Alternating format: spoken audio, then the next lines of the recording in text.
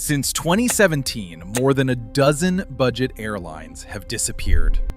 Monarch, WOW Air, Thomas Cook's Airline, and in May 2026, Spirit, which went from selling tickets on a Friday to shutting down completely by Saturday morning. 17,000 employees lost their jobs overnight. 91 planes were left scattered across 26 airports, and millions of travelers learned that the cheapest airline in America could simply stop existing in the middle of the night. Here's what should bother you. Every one of those collapses looked sudden from the outside. None of them actually were. The warning signs showed up months earlier in fare sales that made no sense, in routes that quietly vanished, in planes towed off to the desert. The same signs are showing on airlines flying right now. This is how the budget airline model breaks, why it keeps happening, and how to tell which carrier is next. Selling a $39 plane ticket isn't like discounting a sweater. You can't just mark it down and eat the loss, because $39 often doesn't even cover the fuel. So how does an airline make money on a fare like that? Honest answer, it doesn't. Not on the fare. The fare is bait. The real business is everything that happens after you click buy. The carry-on bag, $60. The checked bag, $70. Picking your own seat, $25. Printing a boarding pass at the airport, another $25. On an ultra-low-cost carrier, those fees can make up more than half of total revenue, which is corporate speak for the ticket is just the cover charge. Legacy airlines get maybe 15% of their money this way. Spirit got closer to 50%. And the model only works under two conditions. The planes have to be nearly full, and they have to be flying almost constantly, 11, 12 hours a day, because an aircraft sitting at a gate earns nothing. Which means the entire business rests on one hidden assumption. Nothing goes wrong, ever. So how thin is the margin, really? In a good year, a budget airline might clear $5 or $6 of profit per passenger. That's it, less than the coffee you bought at the gate. And in a bad year, that number goes negative because the cost side is brutal. Fuel is roughly a quarter of operating costs, and the airline controls none of it. Labor keeps climbing, maintenance keeps climbing, airport fees keep climbing.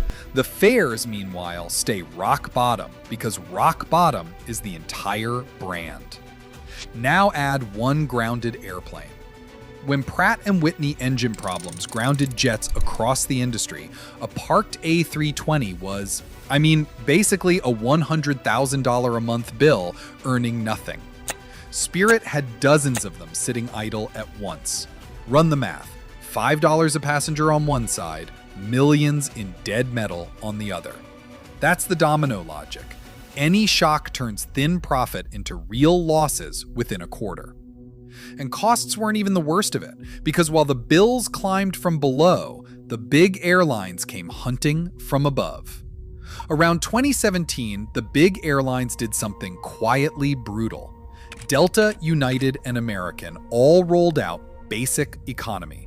No seat selection, no changes, boarding last, sometimes no overhead bin. Sound familiar? It was the Spirit product, copied almost line for line and bolted onto airlines with everything Spirit didn't have. Because here's the thing about a legacy carrier. It has a global network, a loyalty program worth billions, and corporate travelers paying $800 for the seats up front. That cushion means it can sell a $59 basic economy fare at a loss indefinitely and barely feel it. A budget airline selling the same fare at a loss is bleeding to death. So the budget traveler suddenly had a choice. Same price, bigger airline, free carry-on. And the ultra-low-cost carrier's only customer started walking. Spirit hadn't posted a profit since before the pandemic. The gap between what they charged and what flying actually cost got thinner every year. From the outside, the fares still looked normal. Inside the companies, something very different was happening. An airline almost never dies suddenly. It dies slowly, in public, for 18 months while still selling you tickets. The sequence is consistent. First come the losses, $2.76 billion for Spirit in 2025 alone.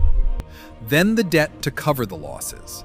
Then the airline starts selling its own planes to leasing companies and renting them back, a move called a sale-leaseback, which is corporate speak for selling your furniture to pay this month's rent. It raises cash fast. It also raises costs forever. And while all of this is happening, the public-facing machine keeps running. The app keeps selling seats. The gate agents keep scanning boarding passes. Meanwhile, lessors are quietly putting repossession teams on standby, and executives are spending their nights on calls with lenders, begging for one more lifeline. The actual kill switch is something most people have never heard of. When the credit card processors decide an airline might fail, they start holding back ticket money as protection. No cash, no airline, sometimes within days. So if the airline won't warn you, the signs will. So what does a dying airline look like from seat 23F? Closer than you'd think. Sign 1, fare sales that make no sense. $29 flights in peak season aren't generosity, they're a cash grab, pulling tomorrow's revenue into today's bank account. Sign 2, the route map quietly shrinks. Spirit dropped dozens of cities in its final year, and almost nobody noticed until their airport disappeared from the app. Sign 3, planes start vanishing into the desert. Spirit had around 40 aircraft parked in Arizona storage before the end. Sign 4, a second bankruptcy filing. The first one is restructuring. The second is, usually a countdown.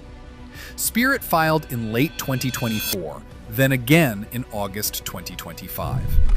Sign 5, your loyalty points suddenly buy less while the airline pushes its credit card harder than ever. That's not marketing. That's a company spending your miles before you can. Every one of those signs showed on Spirit months in advance, and when nobody acts on them, here's what it costs the people on board. Picture the moment it happens. You're in a hotel room 1,000 miles from home, and your phone lights up at 2 a.m. Flight canceled. No rebooking option. The airline that sold you the ticket no longer exists. Who comes out okay depends entirely on how you paid. Card payers are the best positioned. When Spirit collapsed, most credit and debit refunds were processed within a day. Voucher holders and points collectors are a different story. Those balances get frozen and handed to the bankruptcy process, which in practice means gone. And the worst position of all is being mid-trip. The Department of Transportation arranged rescue fares across 9 airlines, $99 on JetBlue, $199 on United. But those deals lasted days, and some travelers still ended up driving 10 hours home rather than paying $600 for a last-minute seat. Then comes the bill nobody sees. When a budget carrier exits a route, fares on it jump about 23%. Roughly $60 a round trip, and small cities can lose their cheap flights entirely. None of this is new. The budget airline graveyard is crowded. Monarch Airlines collapsed in 2017, Primera Air in 2018, WOW Air in 2019, stranding thousands across the Atlantic.